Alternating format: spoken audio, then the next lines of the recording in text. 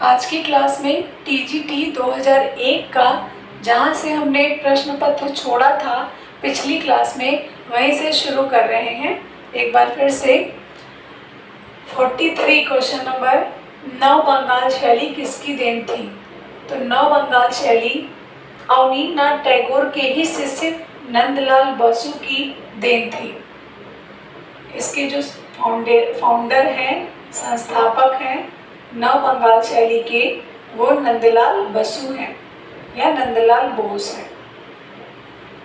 44 question number देखेंगे। नंदलाल बसु का नाम किस संस्था से जुड़ा है? सरकारी art college Calcutta, J school of art Mumbai, J school of art Mumbai, Vanasthali Vidyapith या शांति निकेतन। तो नंदलाल बसु का जो नाम है वह शांति निकेतन से जुड़ा हुआ है। अच्छा, यहाँ पे यदि शांति निकेतन न होता तो हमारा आंसर क्या हो सकता था? क्या बताएंगे? अगर शांति निकेतन न होता तो हमारा आंसर क्या हो सकता था, ये बताइएगा।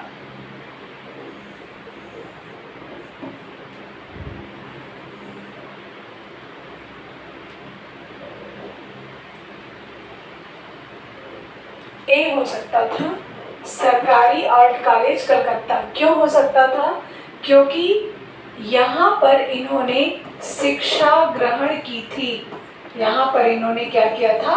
शिक्षा ग्रहण की थी। इसलिए यदि दोनों है तो यहाँ पर इन्होंने शिक्षण कार्य किया था, शिक्षण कार्य। और इनकी कर्म भूमि रही शांति निकेतन। जन्मभूमि कहाँ रही? बिहार में रही, और कर्म भूमि शांति निकेतन रहा है।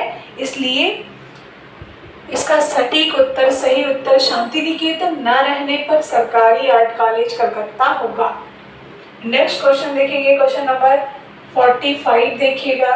हरिपुरा कांग्रेस अधिवेशन के पंडाल को किसने सजाया था? जामिनी राय, नंदलाल बसु, रामकिंकर बैज या ईश्वरी प्रसाद। तो नंदलाल बसु हरिपुरा अधिवेशन के लिए जाने जाते हैं। मेरठ अधिवेशन की पंडाल सज्जा किस मूर्तिकार ने किया था? जरा सा आंसर दीजिएगा। तो नेक्स्ट क्वेश्चन है क्वेश्चन नंबर 46 देखिए। क्षितिन्द्रनाथ मजूमदार किस विश्वविद्यालय में शिक्षक थे? बनारस हिंदू विश्वविद्यालय, लखनऊ विश्वविद्यालय, इलाहाबाद विश्वविद्यालय, विश्व भारती विश्वविद्यालय।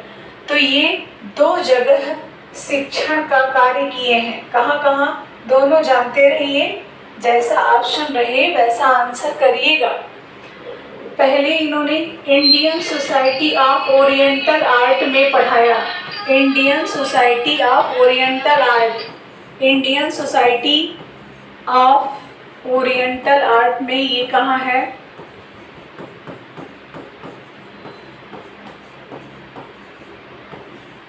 यहाँ पर इन्होंने, ये कोलकाता में है। ठीक, ये भी अच्छा प्रश्न बन सकता है, ये कहाँ है? तो ये कोलकाता में है। यहाँ पर इन्होंने 18 वर्ष तक पढ़ाया था। फिर 1942 ईस्वी में ये चले आते हैं कहाँ?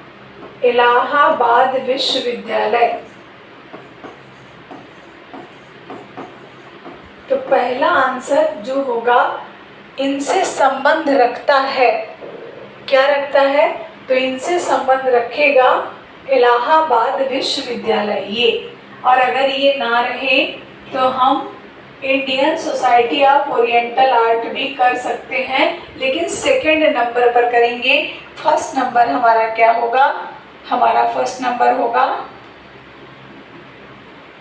इलाहाबाद विश्वविद्यालय, इसका सही उत्तर होगा। नेक्स्ट क्वेश्चन देखेंगे, क्वेश्चन नंबर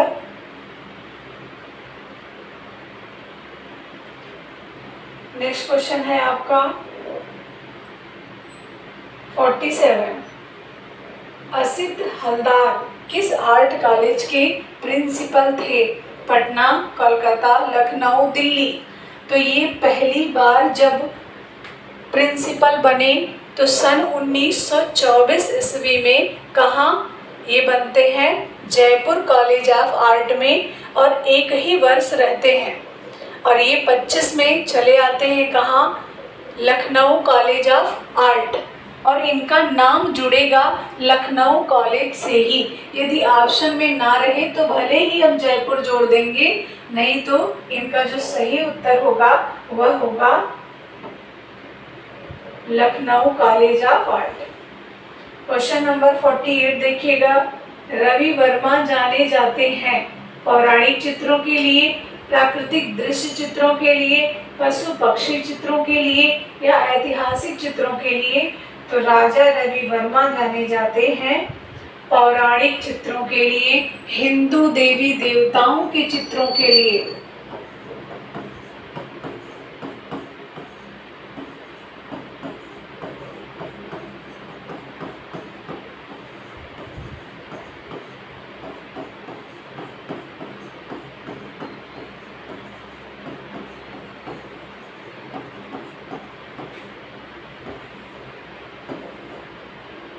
नेक्स्ट क्वेश्चन है 49, देखिए। कौन बंगाल शैली का चित्रकार नहीं है? सुधीर खास्तगी, शारदा ओकी, ईश्वरी प्रसाद, मुकुल चंद्र डे। तो बंगाल शैली के कलाकारों में ईश्वरी प्रसाद नहीं होंगे। अच्छा, ईश्वरी प्रसाद हैं कहाँ के? तो ईश्वरी प्रसाद पटना स्कूल के हैं। पटना स्कूल का मतलब हो गया कंपनी शैली। 51 क्वेश्चन नंबर देखिए। इनमें कौन मूर्तिकार है? कुमारिल स्वामी, गोपाल घोष, सुब्रमण्यम, देवी प्रसाद राय चौधरी। तो राइट आंसर होगा देवी प्रसाद राय चौधरी, ये मूर्तिकार है, बाकी मूर्तिकार नहीं है। नेक्स्ट क्वेश्चन है क्वेश्चन नंबर 52। राजा रवि वर्मा का जन्म सन 1948 ईस्वी में कहाँ हुआ था? मदुरई, त्रिवांकुर, मैसूर या किलीमन्नूर? तो राइट आंसर है केरल के किलीमन्नूर नामक गांव में सन 1848 ईस्वी में इनका जन्म होता है। नेक्स्ट क्वेश्चन देखेंगे क्वेश्चन नंबर 53। राजा रवि वर्मा ने भारत में सर्वप्रथम स्थापित किया, क्या किया था? Art school, oleograph press, art gallery या आर्ट स्टूडियो? तो राइट आंसर है इसका ऑलियोग्राफी प्रेस की स्थापना इन्होंने की थी। नेक्स्ट क्वेश्चन है क्वेश्चन नंबर 54। जैमिनी राय ने किस शैली से प्रेरणा ली? कंपनी शैली से, बंगाल शैली से, पाश्चात्य शैली से, काली घाट पट से? तो राइट आंसर है इसका यामिनी रंजन राय ने काली घाट पट से प्रेरणा प्राप्त की थी। ये लोक कलाकार नहीं थे, लेकिन फिर भी लोक कला से प्रभावित कलाकार थे। क्वेश्चन नंबर 55 देखिए। देवी प्रसाद राय चौधरी यहाँ प्रिंसिपल थे, कहाँ? Calcutta art school, Madras art school, Lucknow art school या जयपुर आर्ट स्कूल? तो ये कहाँ से संबंध रखते हैं? मद्रास आर्ट स्कूल से। राइट आंसर यहाँ पे हमारा हो गया Madras art school. Next question देखिएगा क्वेश्चन नंबर 56। रविन्द्रनाथ टैगोर के चित्र किस प्रकार के हैं? बंगाल पुनर्जागरण शैली, आधुनिक विमूर्त शैली?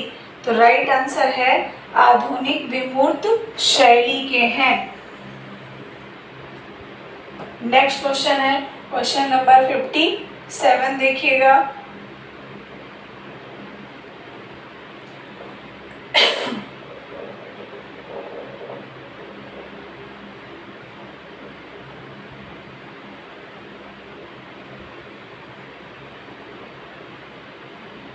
असित कुमार हलदार जाने जाते हैं मूर्तिकार के रूप में, मिनिएचर मतलब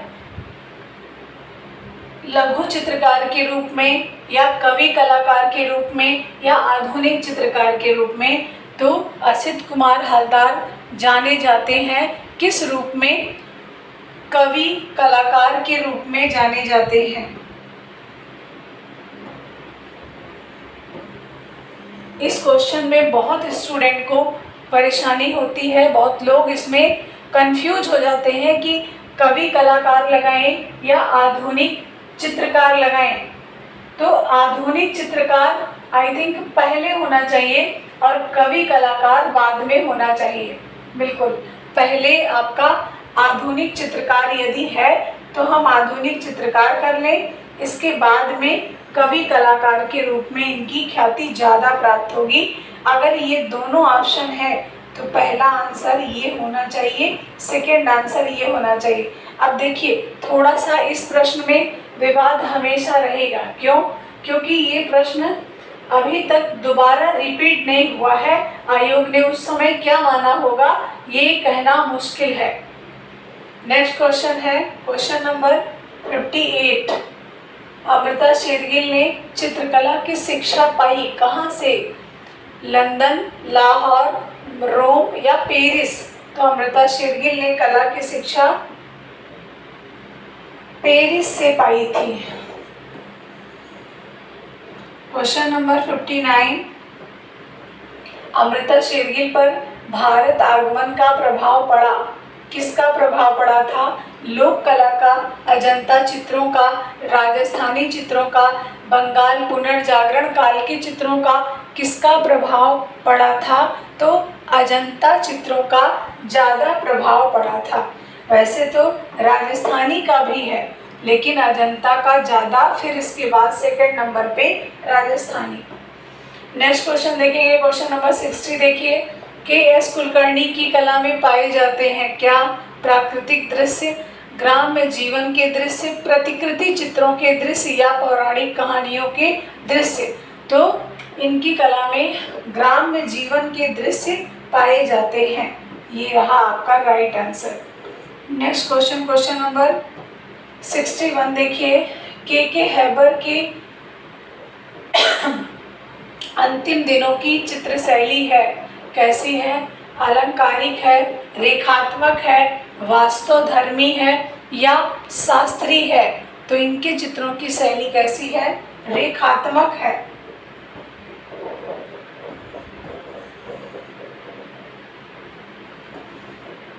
नेक्स्ट क्वेश्चन है क्वेश्चन नंबर 62। कंपनी शैली के भारतीय केंद्रों में प्रसिद्ध है, मुर्शिदाबाद, कलकत्ता, दिल्ली, पटना? तो पटना प्रसिद्ध है। 62 का आपका राइट आंसर सी। कंपनी शैली का मुख्य केंद्र क्या है? पटना ही है। Next question, question number 63। Bharat के एकमात्र कलाकार जिनके चित्र पिकासो के साथ प्रदर्शित हुए थे, राम कुमार, के हैबर, मकबूल फिदा हुसैन, आरा? राइट आंसर है 63 का मकबूल फिदा हुसैन। नेक्स्ट क्वेश्चन है क्वेश्चन नंबर 64 देखिए। एन.एस. बेंद्रे किस विश्वविद्यालय में अध्यापक थे? मुंबई, कलकत्ता, बड़ौदा, दिल्ली? तो कहाँ थे ये? बड़ौदा में थे। राइट आंसर आपका बड़ौदा हो जाएगा। नेक्स्ट क्वेश्चन देखेंगे। प्रथम भारतीय महिला चित्रकार थी, ललिता लाजमी, अमृता शेरगिल, गौरी भंज, सुनैनी देवी? तो भारतीय महिला चित्रकार थी प्रथम सुनैनी देवी। नेक्स्ट क्वेश्चन देखिएगा, क्वेश्चन नंबर 66। किस भारतीय कलाकार के चित्रों की प्रतिलिपि अधिकांश घरों में पाई जाती थी? नंदलाल बोस, क्षितिज मजूमदार, अमृता शेरगिल, राजा रवि वर्मा? तो राजा रवि वर्मा के चित्र ऑलियोग्राफ के थे। ये छापा कला से संबंध रखते हैं, ऑलियोग्राफी चित्र हैं, इसीलिए इनके चित्र ये नहीं, तो इसीलिए राजा रवि वर्मा के चित्र सबसे सस्ते थे और अधिकांश घरों में पहुंच जाते थे। नेक्स्ट क्वेश्चन है क्वेश्चन नंबर 67। अंग्रेजी शासन के कारण जिस नवीन चित्र शैली का जन्म हुआ था वह थी यूरोपियन शैली, शास्त्रीय शैली, कंपनी शैली, बंगाल शैली? तो अंग्रेजी शासन के कारण कंपनी शैली का जन्म हुआ था।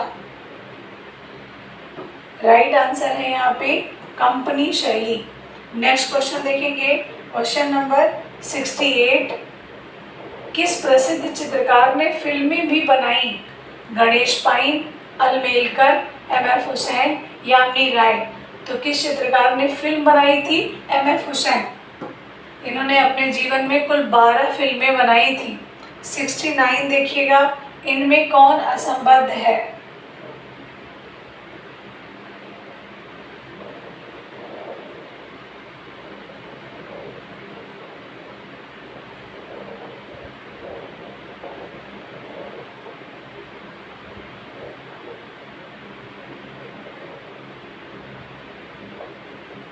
के.एस. पनिकर, मुकुल चंद्र डे, एन.एस. बेंद्रे, अमृता शेरगिल।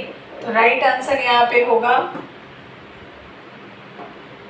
के.सी.एस. पनिकर, मुकुल चंद्र डे, एन.एस. बेंद्रे या अमृता शेरगिल। तो यहाँ पे अमृता शेरगिल महिला कलाकार हैं, इसलिए इनको अलग कर लेंगे। नेक्स्ट क्वेश्चन 70 देखेंगे। चित्र में रेखा क्या करती है? आकृति को रूप देती है, प्रवाह पैदा करती है, चित्र को उभारती है या सभी उत्तर सही है? तो राइट आंसर है यहाँ पे सभी उत्तर सही है। Next question 71। भारतीय चित्रकला में रंग के साथ महत्व है किसका? रेखा का। रंग के साथ भारतीय चित्रकला में रेखा का महत्व है। नेक्स्ट क्वेश्चन देखेंगे, क्वेश्चन नंबर 72। कौन सा वक्तव्य सही नहीं है? आकृति को रूप मिलता है, प्रतीक से भी मिलता है, रेखा से भी मिलता है, रंग से भी मिलता है, लेकिन छाया प्रकाश से नहीं मिलता है। तो ये उत्तर आपका सही हो जाएगा। नेक्स्ट क्वेश्चन 73 देखिएगा। भारतीय सौंदर्य शास्त्र के प्रथम दार्शनिक थे भट्टलोलक, अभिनवगुप्त, भरत, आनंदवर्धन। राइट आंसर है यहाँ पे भरत मुनि। भारतीय सौंदर्य शास्त्र के जनक या प्रथम दार्शनिक भरत मुनि कहे जाते हैं। अगर ना रहे तो अभिनवगुप्त भी लगा दीजिएगा। 74 देखिए। आकृतियों से स्पष्ट होता है क्या? भाव, रूप, लय, उपरोक्त सभी। तो राइट आंसर है उपरोक्त सभी। नेक्स्ट क्वेश्चन है, चित्र में प्राण आता है किससे? रंग से, रेखा से, लय से, सभी से। तो चित्र में प्राण सभी से आता है। सुंदर रंग से, सुंदर रेखा से, सुंदर लय से, सभी से आएगा। यहाँ पे सी ना लगाए प्लीज, यहाँ डी लगाइए। Question number 76। स्थिर चित्रण प्रमुख रूप से देखने को मिलता है। ऑप्शन है बंगाल शैली, मुगल शैली, पाश्चात्य शैली, अजंता शैली। राइट आंसर है पाश्चात्य शैली में देखने को मिलता है, मतलब यूरोपीय कला में देखने को मिलता है। नेक्स्ट क्वेश्चन देखेंगे, क्वेश्चन नंबर 78। दृश्य चित्र में परिप्रेक्ष्य से स्पष्ट होता है क्या? वस्तु की स्थिति, वस्तु का आयतन, वस्तु का रंग रूप या उपरोक्त सभी। तो राइट आंसर यहाँ पे होना चाहिए, यहाँ पे राइट आंसर होना चाहिए वस्तु की स्थिति। परिप्रेक्ष्य से वस्तु की स्थिति स्पष्ट होती है। थोड़ा सा इस प्रश्न में एक प्रॉब्लम है कि वस्तु का रंग रूप तो स्थिति में ही आ जाएगा, वस्तु का आयतन स्थिति में आ जाएगा, इसलिए ये भी सही हो सकता है, ये भी सही हो सकता है। लेकिन इस पे मैंने बहुत काम किया तो हमको हमारे हिसाब से जो समझ में आया, हमको वस्तु की स्थिति ही ज़्यादा सही आंसर है। एक मकान का अंकन परिप्रेक्ष्य के सिद्धांत के अनुसार है। वायवीय परिप्रेक्ष्य या रैखिक परिप्रेक्ष्य या साधारण परिप्रेक्ष्य या उपरोक्त में से कोई नहीं।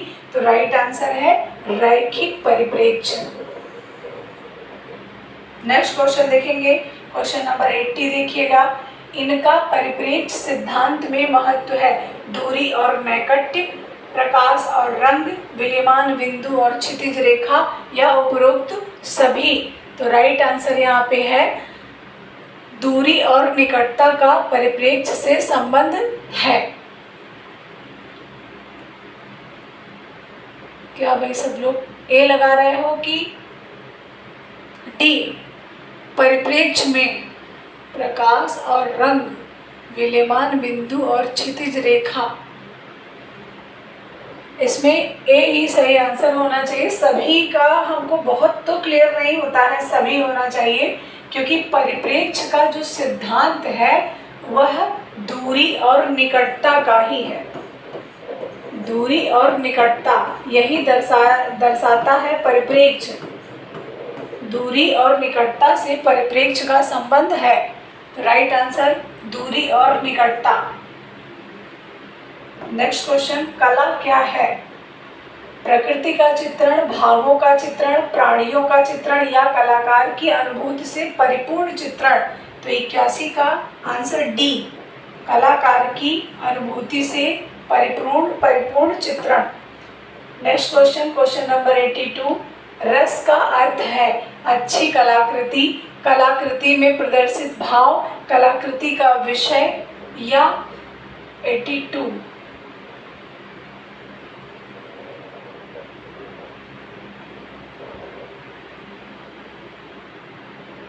या दर्शक के मन में उत्पन्न आनंद की अनुभूति। तो राइट आंसर है कला क्या है? दर्शक के मन में जो उत्पन्न हो रहा है आनंद, उसी की अनुभूति कला है। नेक्स्ट क्वेश्चन देखेंगे, क्वेश्चन नंबर 83, सौंदर्य शास्त्र के अनुसार भाव होते हैं, कितने भाव होते हैं? यहाँ पर किसी का नाम नहीं लिया, ना ही भरत मुनि का लिया, ना ही अभिनव गुप्त का लिया और ना ही राजा भोज का लिया। यहाँ पर सीधा सीधा कहा, लेकिन कह किसके अनुसार रहा है? तो कह अभिनव गुप्त के अनुसार कह रहा है, लेकिन नाम नहीं लिया है, तो भी हम 9 करें।